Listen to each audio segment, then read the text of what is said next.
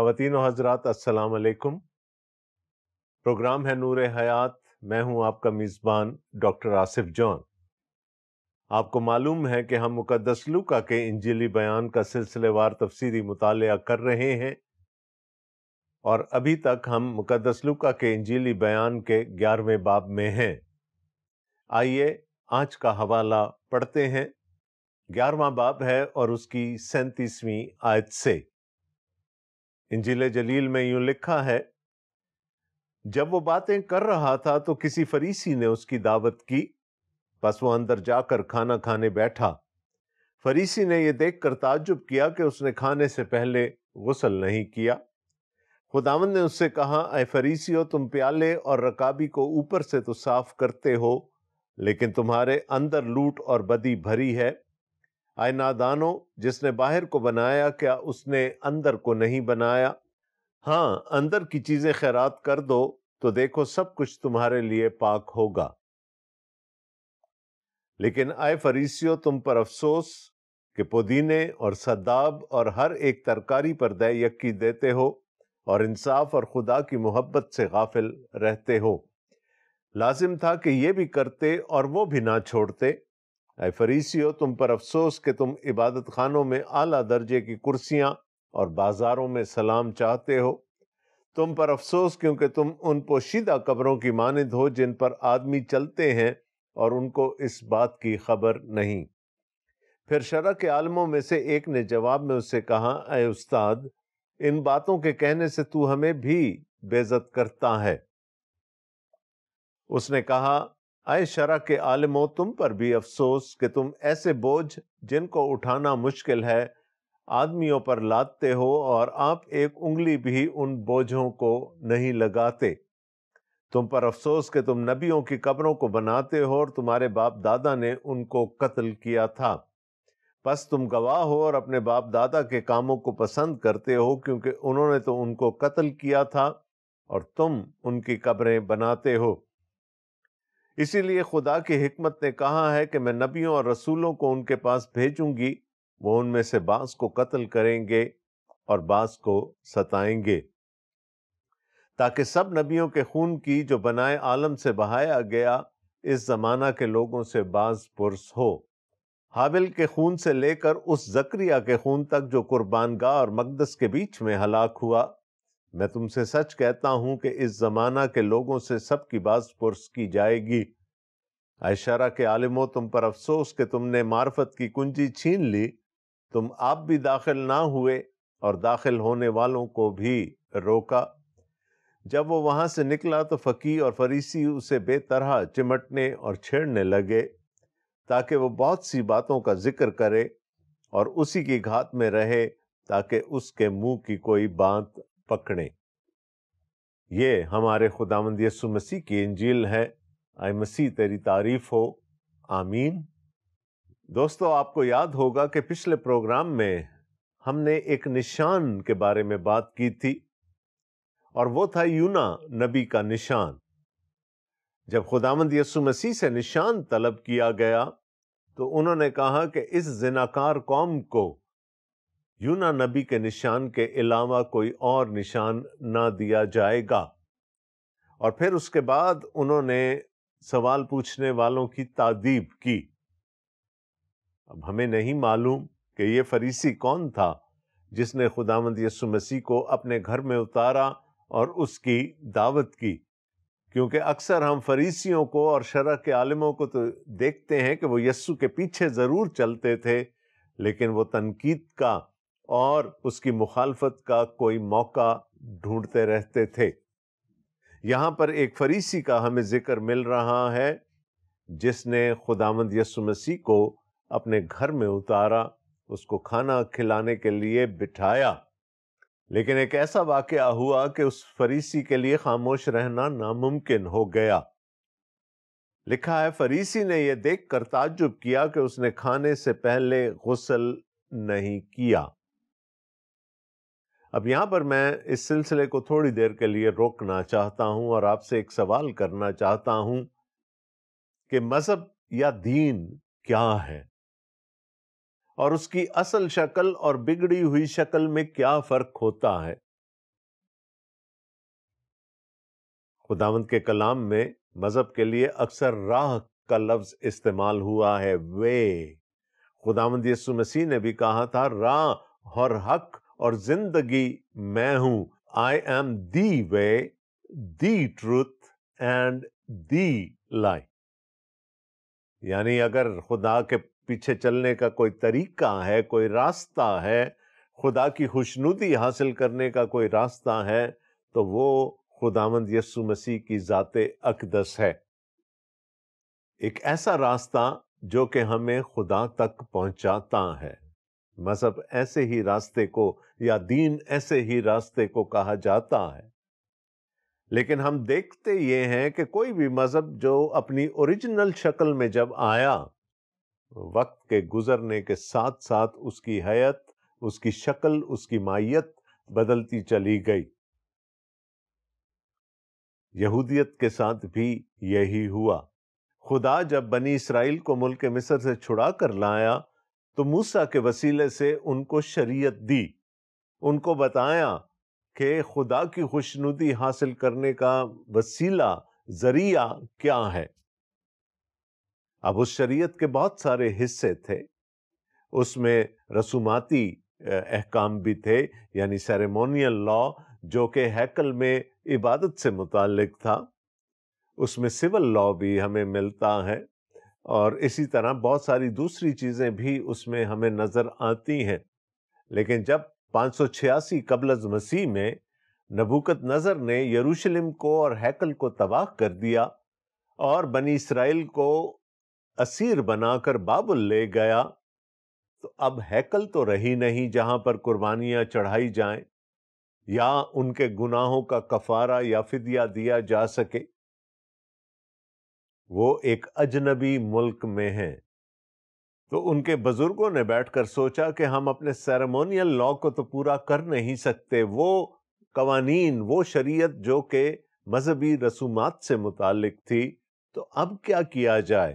خدا کی خوشنودی کیسے حاصل کی جائے؟ کیسے اب خدا کے راستے پر چلا جا سکتا ہے؟ تو انہوں نے کہا، آؤ پھر ہم بیٹھ کر شریعت کو دوبارہ سے پڑھتے ہیں اور دیکھتے ہیں کہ موسیٰ کا اصل مطلب کیا تھا۔ جب اس نے کوئی حکم دیا تو اس کی روح کیا تھی؟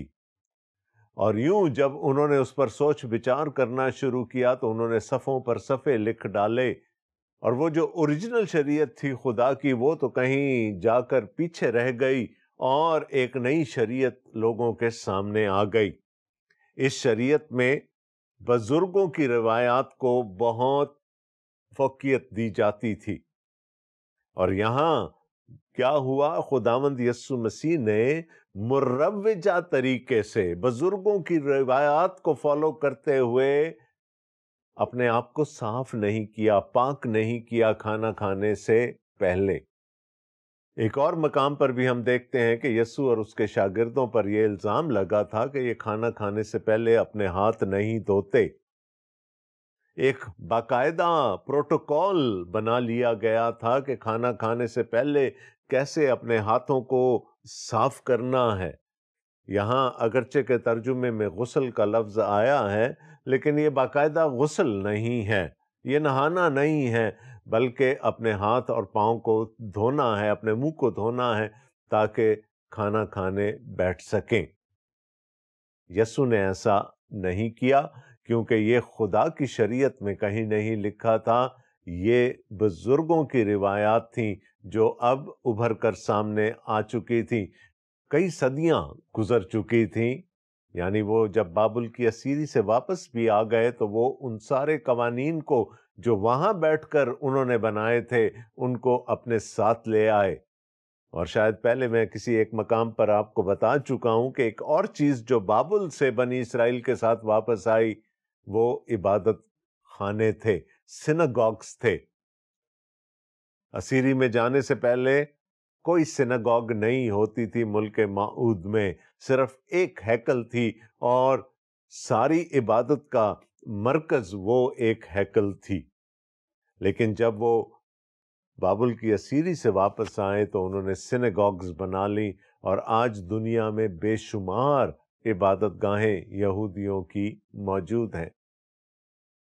اور پھر جو لوگ واپس آئے اور ان کی اولاد وہ تو بھول گئی، اس شریعت کو تو بھول گئی جو خدا نے ان کو دی تھی، اور یہ بزرگوں کے احکام، پاکیزگی سے متعلق، طہارت سے متعلق کام اور کام نہ کرنے سے متعلق، سبت کو منانے سے متعلق، یہ عام ہو گئے، مروج ہو گئے، اور ان کی پاسداری بالکل ایسے ہی کی جانے لگی جیسے کہ خدا کی شریعت کی جاتی تھی۔ اب یہاں تک تو بات ہو گئی، ایک فریسی کو ٹھوکر لگی کہ خداوند یسوع مسیح نے ان رسومات کو پورا نہیں کیا جن میں سے ایک عام یہودی کھانا کھانے بیٹھنے سے پہلے گزرا کرتا تھا۔ اور خداوند یسوع مسیح نے اپنے جواب سے پھر یہ بتایا کہ جو خدا کی شریعت تھی وہ تو دل سے متعلق تھی، انسان کے باطن سے متعلق تھی، اور یہ جو انسانوں کی بنائی ہوئی شریعت ہے یہ ظاہر کو دیکھتی ہے، صرف ظاہر پاکیزگی پر زور دیتی ہے۔ خداوند نے اس سے کہا، اے فریسیو، تم پیالے اور رکابی کو اوپر سے تو صاف کرتے ہو لیکن تمہارے اندر لوٹ اور بدی بھری ہے۔ یعنی فوکس کہاں چلا گیا؟ خدا کی شریعت کا فوکس یہ تھا کہ اندر کلینزنگ ہو، باطن کو صاف کیا جائے، لیکن انہوں نے پیالوں اور رکابیوں کو صاف کرنے پر زور دینا شروع کر دیا اور اس پر اکتفا کرنا شروع کر دیا، اور اس کے لیے پروٹوکولز بنا دیے کہ کس طور سے یہ کیا جائے گا۔ تو یہاں پر دو شریعتیں آپس میں ٹکرا رہی ہیں، ایک وہ شریعت جو خدا نے دی تھی اور ایک وہ شریعت جو ان کے بزرگوں نے بیٹھ کر بنا لی، اور وہ کہتے یہی تھے کہ سورس وہ ایک شریعت ہے، ہم صرف اس کی انٹرپریٹیشن کر رہے ہیں، لیکن اس انٹرپریٹیشن میں فوکس بدل گیا، اندر سے باہر آ گیا، باطن سے ظاہر ہو گیا۔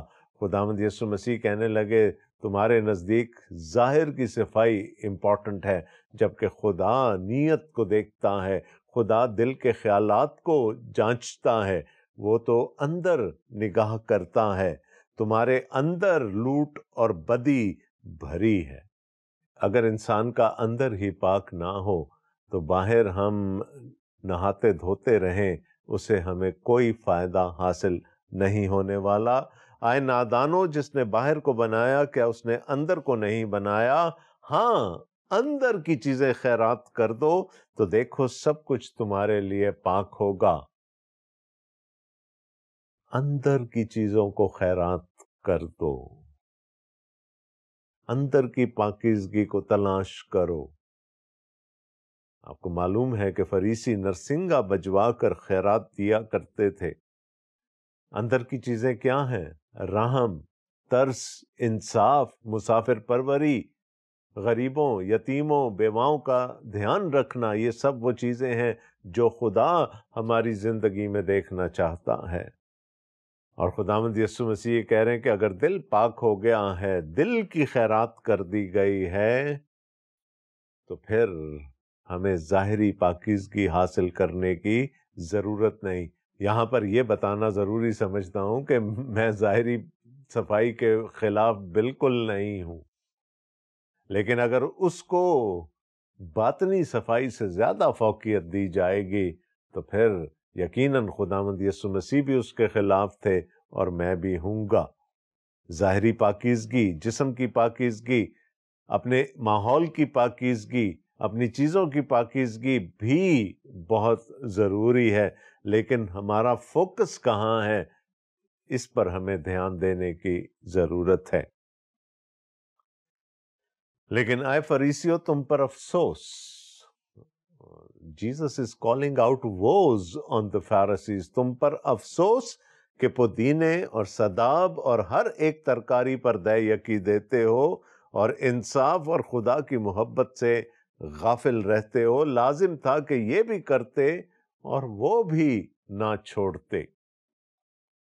یعنی چھوٹی سے چھوٹی چیزوں پر، رائی پر، سداب پر، پودینے پر، ہر قسم کی ترکاری پر تو دے یکی دیتے ہو، یاد رہے کہ بنی اسرائیل ایک ایگریکلچرل سوسائٹی تھی، ایگریرین سوسائٹی تھی، ان کا دار و مدار زراعت پر تھا، اور وہ اپنی فصل پر جو بھی خداوند ان کو دیتا تھا اس فصل کی شکر گزاری خداوند کے حضور میں دے یکی کے طور پر گزرانتے تھے، اور اس بات کے لیے وہ بڑے پرٹیکولر تھے کہ دے یکی تو دینی ہی دینی ہے۔ لیکن خداوند یسوع مسیح کیا کہہ رہے ہیں کہ فوکس ظاہری دینے پر آ گیا، خدا کو دینے پر آ گیا، لیکن اندر جو انصاف اور خدا کی محبت ہونی چاہیے تھی وہ کہیں دور چلی گئی۔ خداوند یسوع مسیح نے کہا لازم تھا یہ بھی کرتے، ہاں دے یکی خدا کی شریعت کا حصہ تھی۔ خداوند یسوع مسیح نے کہا یہ بھی دیتے اور اس کو بھی نہ چھوڑتے، وہ جو خداوند ہمارے اندر دیکھنا چاہتا ہے، یعنی محبت اور انصاف۔ ہمارے بہت سارے عالم اس آیت کو اس بات کے ثبوت کے طور پر پیش کرتے ہیں کہ ہمیں نئے عہد میں بھی دے یکی دینی چاہیے، جب خداوند نے کہا یہ بھی کرتے اور وہ بھی نہ چھوڑتے۔ لیکن میرے نزدیک خداوند یسوع مسیح کا آبجیکٹو یہ نہیں تھا یہ بات کرنے کا، وہ تو فریسیوں کی تعدیب کر رہے ہیں۔ انہوں نے کہیں پر بھی اپنے شاگردوں کو یا اپنے پیچھے آنے والوں کو دے یکی دینے کی ترغیب نہیں دی، اور نہ ہی نیا عہد نامہ ہم سے کہیں دے یکی طلب کرتا ہے۔ It was an old testament concept. یہ پرانے عہد نامے میں خدا نے اپنی شریعت میں بنی اسرائیل کے لیے مقرر کیا تھا کہ وہ دے یکی دیں۔ نئے عہد میں دینے کے اور اصول وضع کیے گئے ہیں۔ ہمیں خوش دلی سے دینا ہے، ہمیں دوسروں کی ضرورت کو پورا کرنے کے لیے دینا ہے، اور ایسی بہت ساری چیزیں آپ کو نئے عہد نامہ میں ملیں گی، لیکن اپنے آپ کو ہم دے یکی تک ریسٹرکٹ نہیں کر سکتے۔ خیر یہ تو ہو گئی ایک ضمنی بات۔ اب دیکھتے ہیں آگے کیا ہوا۔ اے فریسیو، تم پر افسوس کہ تم عبادت خانوں میں اعلیٰ درجے کی کرسیاں اور بازاروں میں سلام چاہتے ہو۔ سیلف گلوریفیکیشن، وہ خدا کو جلال دینے کے بجائے اپنے لیے جلال حاصل کرنا چاہتے تھے۔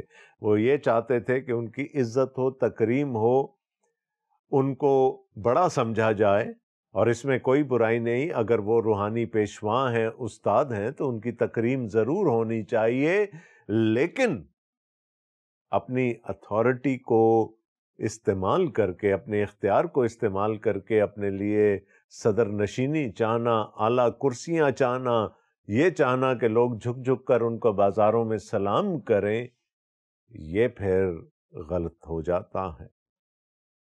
ہم نے خدا کو جلال دینا ہے۔ اگر میرے سٹیج پر بیٹھنے سے یا صدر نشینی کرنے سے خدا کے نام کو جلال ملتا ہے تو میں ضرور ایسا کروں گا، لیکن اگر میرے خدا کی ذات کو جلال میرے پیچھے بیٹھنے سے ملتا ہے تو پھر میں پیچھے بیٹھوں گا۔ ہمارا مطمع نظر کیا ہے؟ کیا ہم نے اپنی ذات کو جلال دینا ہے یا خدا کی ذات کو؟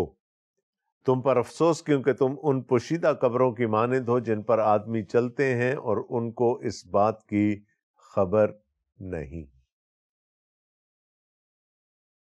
پوشیدہ قبروں کا یہاں پر ذکر کیا جا رہا ہے۔ موت شریعت میں انسان کو ناپاک کر دیتی تھی۔ کسی مردے کو چھو لینا، اس مردے سے منسلک کسی اور چیز کو چھو لینا، یا پھر قبر کو چھو لینے سے بھی لوگ ناپاک ہو جایا کرتے تھے۔ اس زمانے کے دستور کے مطابق کسی قبر کو چھو لینے سے بھی لوگ ناپاک ہو جایا کرتے تھے۔ مردے کو چھو لینے سے ناپاک ہونے کا ذکر تو ہمیں خداوند کے کلام میں ملتا ہے۔ تو کیا کیا جاتا تھا کہ راہ کے کنارے جتنی قبریں ہوتی تھیں کم از کم ان پر سفید چونا کر دیا جاتا تھا کہ کوئی راہ چلتا ہوا بندہ غلطی سے بھی ان کے قریب سے نہ گزرے یا اس کی پوشاک کا کوئی حصہ ان قبروں کو نہ چھو لے، تاکہ وہ کہیں ناپاک نہ ہو جائیں۔ تو خداوند یسوع مسیح کہتے ہیں تم اس قدر ڈیٹیل میں جاتے ہو کہ ایک ایک قبر جو راہ کے کنارے ہے یا چاہے قبرستان میں ہے اس کو تم چنا کرتے ہو تاکہ تم ناپاک نہ ہو، لیکن تم خود پوشیدہ قبروں کی مانند ہو، خود بھی ناپاک ہو اور دوسروں کو بھی ناپاک کر دیتے ہو۔ اب یہاں تک تو بات چیت ہو رہی تھی فریسیوں کے ساتھ، اب فوکس تھوڑا سا شرع کے عالموں کی طرف شفٹ ہونے جا رہا ہے۔ یہ اسکرائبز ہیں، یہ خدا کے کلام کا اور شریعت کا علم رکھنے والے لوگ ہیں، اور لوگ ان کے پاس شرعی مسائل ڈسکس کرنے کے لیے آیا کرتے تھے۔ پھر شرع کے عالموں میں سے ایک نے جواب میں اس سے کہا، اے استاد، ان باتوں کے کہنے سے تو ہمیں بھی بے عزت کرتا ہے۔ اب یہ بالکل وہی بات ہو گئی، آ بیل مجھے مار۔ بھائی اگر خداوند یسوع مسیح فریسیوں کے ساتھ بات کر رہے ہیں تو کرنے دیں۔ یہ اچانک سے بیچ میں کود پڑا کہ اب ذرا تھوڑا میری طرف بھی دھیان کر لے، اگر تو فریسیوں کو بے عزت کر رہا ہے تو اس میں ہماری بے عزتی بھی پوشیدہ ہے۔ اب یسوع کا فوکس فریسی سے ہٹ کر اس شرع کے عالم کی طرف ہو گیا۔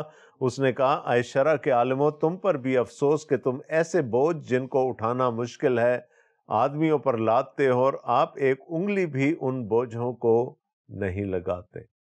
میں نے آپ کو کہا تھا کہ جب یہ انسان کا بنایا ہوا قانون اور انسان کی بنائی ہوئی شریعت منظر عام پر آ گئی تو پھر یہ کتابوں کے والیومز تھے جو لکھے گئے، اور یوں ایک عام آدمی پر بوجھ بڑھتا چلا گیا۔ اس کو یہ فکر کرنی پڑتی تھی کہ وہ خدا کی شریعت کو بھی پورا کرے اور بزرگوں کی روایات کو بھی۔ So without taking into consideration کہ ایک عام بندہ اس بوجھ کے نیچے پس رہا ہے اور بوجھ اس پر لادا جاتا تھا اور قوانین بنائے جاتے تھے، اور خود یہ اپنے آپ کو مذہب کے چیمپئن کہہ کر ان قوانین سے پشت پناہی کرتے تھے۔ تم پر افسوس کہ تم نبیوں کی قبروں کو بناتے ہو اور تمہارے باپ دادا نے ان کو قتل کیا تھا۔ بس تم گواہ ہو اور اپنے باپ دادا کے کاموں کو پسند کرتے ہو، کیونکہ انہوں نے تو ان کو قتل کیا تھا اور تم ان کی قبریں بناتے ہو۔ اسی لیے خدا کی حکمت نے کہا ہے کہ میں نبیوں اور رسولوں کو ان کے پاس بھیجوں گی، وہ ان میں سے بعض کو قتل کریں گے اور بعض کو ستائیں گے۔ خداوند یسوع مسیح نے کہا کہ آج تم اپنی دکان چمکانے کے لیے نبیوں کی عزت کرنا چاہتے ہو۔ تم چاہتے ہو کہ تم لوگوں کا فوکس ان نبیوں کی طرف لگا دو جن کو تمہارے آباء و اجداد نے ہی قتل کروایا تھا۔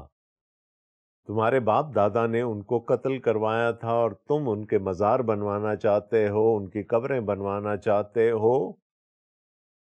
اور اس طرح جب تم ایک طرف ایک نبی کو عزت دینا چاہتے ہو اس کی قبر بنوا کر، تم اپنے باپ دادا کے گناہ کا بھی اقرار کر رہے ہو جنہوں نے ان کو قتل کیا تھا۔ اسی لیے خدا کی حکمت نے کہا ہے کہ میں نبیوں اور رسولوں کو ان کے پاس بھیجوں گی، وہ ان میں سے بعض کو قتل کریں گے اور بعض کو ستائیں گے۔ یہ خداوند یسوع مسیح کوٹ کر رہے ہیں پرانے عہد نامہ کی کسی آیت کو کہ خدا نے پہلے ہی کہہ دیا تھا کہ میں نبیوں کو ان کے پاس بھیجوں گا تو صحیح، لیکن یہ وہ ستائے جائیں گے، وہ قتل کیے جائیں گے۔ یسایہ نبی کو ہم دیکھتے ہیں کہ جب ان کی کمیشننگ ہوتی ہے یسایہ نبی کے صحیفے کے 6 باب میں، تو خدا ان کو بڑا کلیئرلی بتا دیتا ہے کہ یہ کام آسان نہیں ہے۔ بے شمار نبی تھے جن کو قتل کیا گیا، جن کو مار ڈالا گیا، اور اس وقت کی نسل ان کے لیے مزار بنانا چاہتی تھی، ان کی تکریم کرنا چاہتی تھی، ان کو عزت دینا چاہتی تھی، لیکن خداوند یسوع مسیح نے کہا کہ ساتھ ساتھ تم ان کے گناہ کا بھی اقرار کر رہے ہو۔ اور پھر خداوند یسوع مسیح ان کو ایک مثال دیتے ہیں تاکہ سب نبیوں کے خون کی جو بنائے عالم سے بہایا گیا اس زمانہ کے لوگوں سے باز پرس ہو۔ حابل کے خون سے لے کر اس زکریا کے خون تک جو قربان گاہ اور مقدس کے بیچ میں ہلاک ہوا، میں تم سے سچ کہتا ہوں کہ اسی زمانہ کے لوگوں سے سب کی باز پرس کی جائے گی۔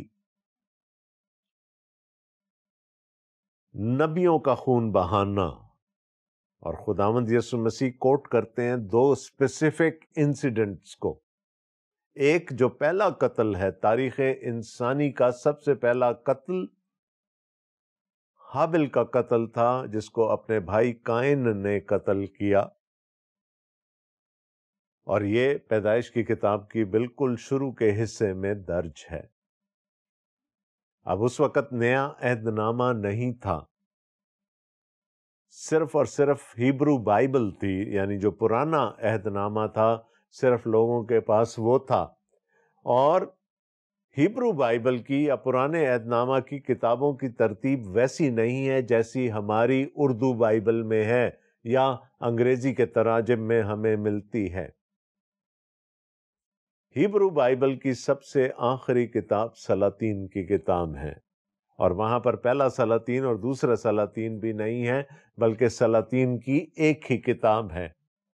اور جب ہم دوسرے سلاطین کی کتاب کے آخر میں جاتے ہیں تو وہاں پر زکریا، یہ نہ نبی تھا نہ کاہن تھا، زکریا کے قتل کا ذکر ہمیں وہاں پر ملتا ہے، جس کے بارے میں خداوند یسوع مسیح کہتے ہیں کہ وہ قربان گاہ اور مقدس کے بیچ میں ہلاک ہوا۔ تو گویا حابل کا قتل پرانے عہد نامے کا پہلا قتل تھا، اور زکریا کا قتل پرانے عہد نامے کا آخری قتل تھا، اور اس کے بیچ میں کئی اور نبی قتل ہوئے۔ تو خداوند یسوع مسیح کہتے ہیں کہ اس کے لیے، ان سب لوگوں کے لیے جو قتل کیے گئے، سب نبی جو قتل کیے گئے، تمہاری نسل ان کے لیے مورد الزام ٹھہرائی جائے گی، اور اسی زمانہ کے لوگوں سے سب کی باز پرس کی جائے گی، کیونکہ تمہارے باپ دادا ایک طرف تو نبیوں کو قتل کرتے تھے اور تم ان کے لیے مانیومنٹس بنا رہے ہو، تو نہ صرف تم نبیوں کو یادگاری بخش رہے ہو، تم اس عمل کو بھی جو تمہارے باپ دادا نے نبیوں کو قتل کر کے کیا، اس کی بھی یادگاری منا رہے ہو، تو باز پرس تم سے بھی کی جائے گی۔ جب وہ وہاں سے نکلا تو فقیہ اور فریسی اسے بے طرح چمٹنے اور چھیڑنے لگے تاکہ وہ بہت سی باتوں کا ذکر کرے اور اسی کی گھات میں رہے تاکہ اس کے منہ کی بات پکڑیں۔ دیکھیں، یہ باتیں ان کو اچھی نہیں لگی ہوں گی۔ یسوع نے فریسیوں پر افسوس کیا۔ اس کے بعد جب شرع کا عالم بیچ میں کود پڑا تو پھر شرع کے عالموں پر خداوند یسوع مسیح نے ایک طرح سے لعنت کی۔ لہٰذا اب تو وہ گھات لگا کر یسوع کے پیچھے اور زیادہ تندہی کے ساتھ چلنے لگے تاکہ کسی نہ کسی طرح اس کو اپنی ہی کہی ہوئی کسی بات میں پکڑیں اور پھر لوگوں کے سامنے اس کو ایکسپوز کر سکیں۔ لوگ بہت ساری وجوہات کی وجہ سے خداوند یسوع مسیح کے پیچھے آتے تھے۔ ہم نے فقیہوں اور فریسیوں کی وجہ جان لی، وہ کیوں خداوند یسوع مسیح کے پیچھے آتے تھے، اور آج اس پروگرام کے آخر میں آپ سے یہ سوال کرنا چاہتا ہوں، اگر آپ خداوند یسوع مسیح کے پیچھے چلتے ہیں تو پھر آپ کس نیت سے اس کے پیچھے ہیں؟ خداوند آپ سب کو بڑی برکت دے۔ خداوند نے زندگی دی تو اگلے پروگرام میں پھر آپ سے ملاقات ہوگی، تب تک کے لیے خدا حافظ۔